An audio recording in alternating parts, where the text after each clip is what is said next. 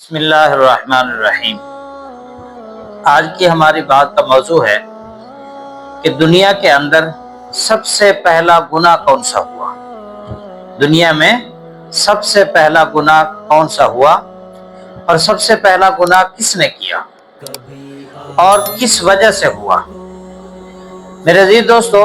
اس بات کو سننے اور بتانے سے پہلے تھوڑا سا میں پس منظر اس کا بیان کرتا ہوں۔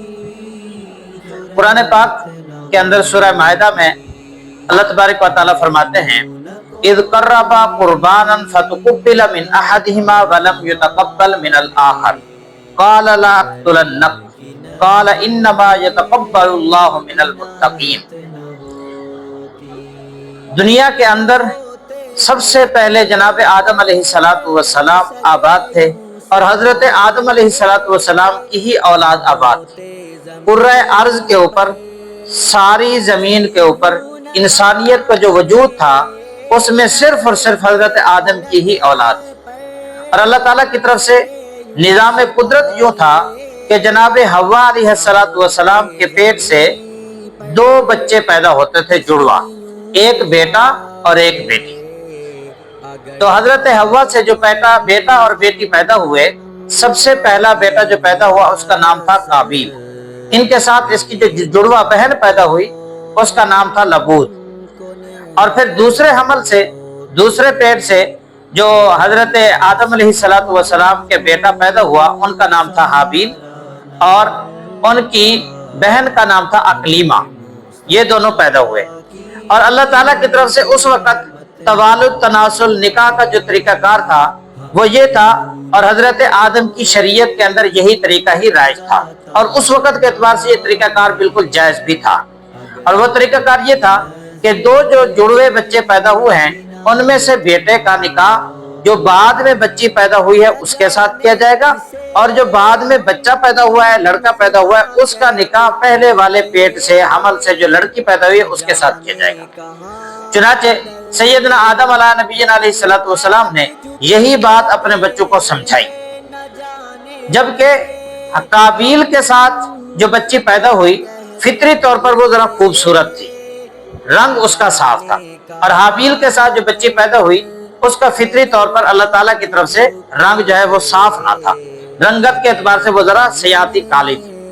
تو قابیل کہنے لگا کہ میں تو اپنی ہی بہن کے ساتھ نکاح کروں گا، جو میرے ساتھ پیدا ہوئی ہے میں اسی کے ساتھ نکاح کروں گا۔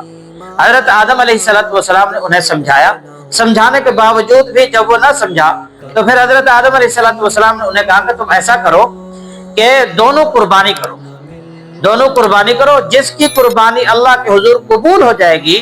یہ سمجھا جائے گا کہ وہ اللہ کے ہاں اس کی بات درست ہے اور وہی پسندیدہ بات ہے اور وہ صحیح بات کرنے والا ہے۔ چنانچہ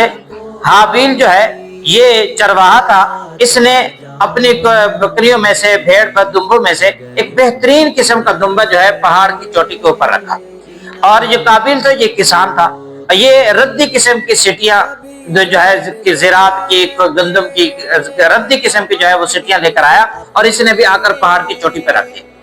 اور اللہ کی طرف سے اس وقت قربانی کی قبولیت کی علامت یہ ہوتی تھی کہ آسمان سے آگ آتی تھی اور وہ آگ آ کر اس قربانی کو جلا دیا کرتی تھی، اور جس کی قربانی کو آگ جلا دیتی یہی سمجھا جاتا کہ اس کی قربانی قبول ہو گئی ہے،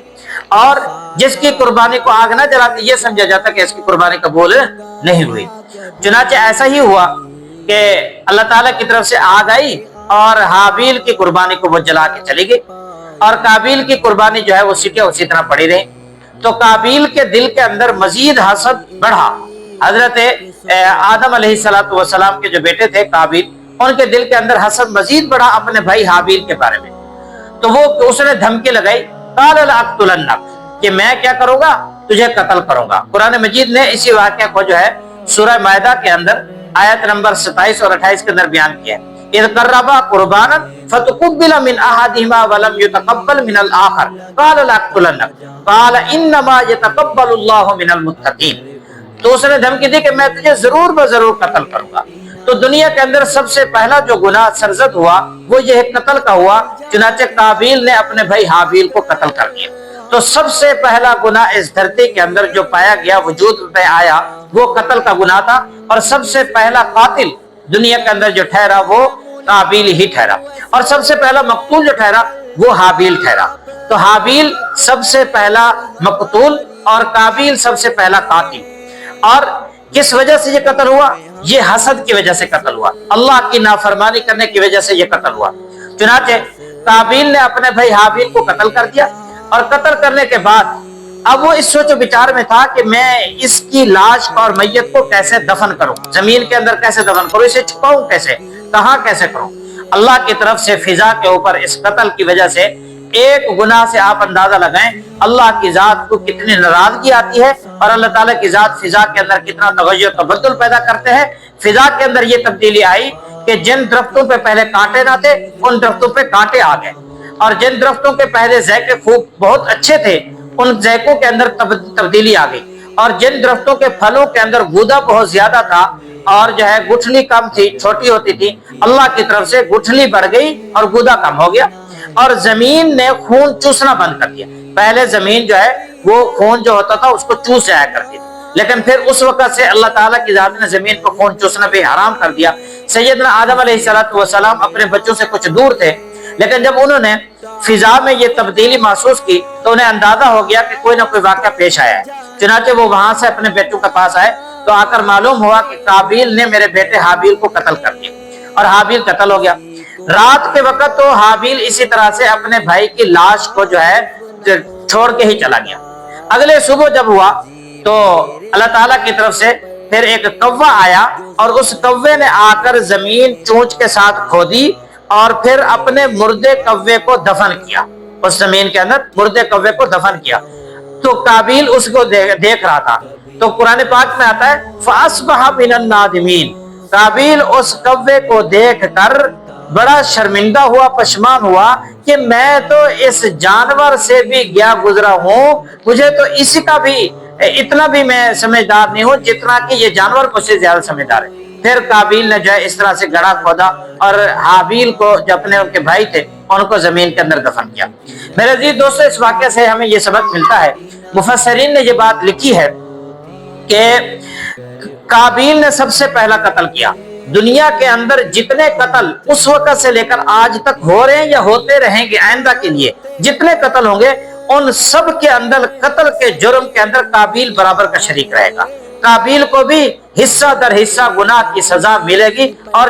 کیوں؟ اس وجہ سے کہ اس نے سب سے پہلے گناہ کی بیج ڈالا ہے، گناہ کا بیج اس نے ڈالا ہے۔ تو ہمیں چاہیے کہ ہم کیوں نہ ہو نیکی کا بیج ڈالیں، گناہ کے بیج سے بچیں، گناہ کے کام سے بچیں، کہیں ایسا نہ ہو کہ ہماری بھی شوم قسمت بدقسمتی ایسی ہو کہ ہم بھی ہمیشہ کی گناہ کی کرنے میں شریک ہو جائیں۔ رسول اللہ صلی اللہ تعالی وسلم نے فرمایا بہترین انسان وہ ہے جسے اللہ کی ذات